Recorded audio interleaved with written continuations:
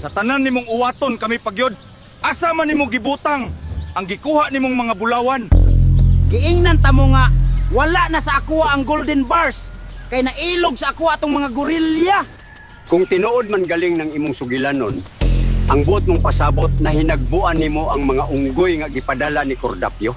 Unsay unggoy gud tawon nga sa kadako ato nila dili naman to unggoy. Murag mga kaliwat naman tong kingkong. Ayaw gyud kog binuangi. Kay kung dili gyud ti ka madalag storya, silaban gyud ti kang buhi. Murag wala siya na makak, kay nitugma gyud ang description aning unano kung unsa ang itsura sa mga kaliwat ni Cordapio. Walay bisan usang bakak ang gipagstorya ko sa inyo ha. O gipabalik ko nila diri sa baryo bilang mensahe sa umalabot nga gubat. Ang ila ko ni Cordapio, niwang siya nga pagkaunggoy. Maong duda ko sa gipangsugid aning unanoa. Wala ko mastorya sa imo nga gawa sa mga bulawan, gigahinan sab si Cordapio sa dayuhan og kemikal para produksyon sa iyang similya.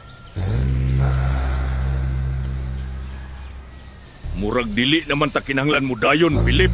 Ubay-ubah naman ning bulawan nga atong mahatag kang Lolo Cordapio. Ipasi lang kana sa bahandi ni Lolo Cordapio ug dili nato kinahanglan ang bulawan kundili ang pagpanimalos nga atong angay matagamtaman. Sakto ka, Philip. Og bisag unsaon pa nilag pugong, padayon ang revolusyon.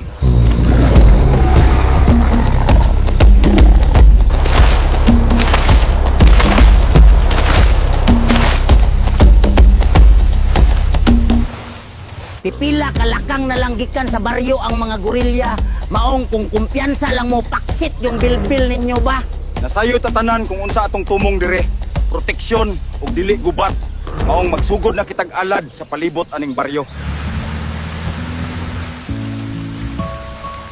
Mangulba man punta nimo Tres oy.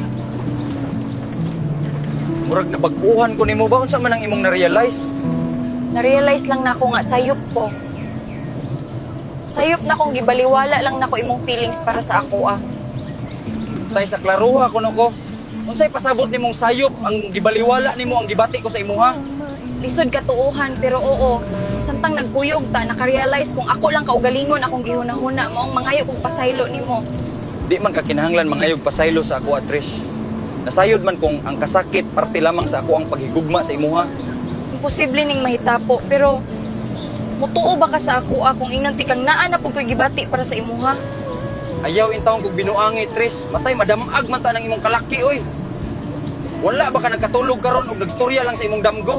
Kabalo kung dili ko nimo tuuhan pero walay binuang sa ako ang gistorya nimo karon Pedro. Nahigugma na sab ko sa imuha.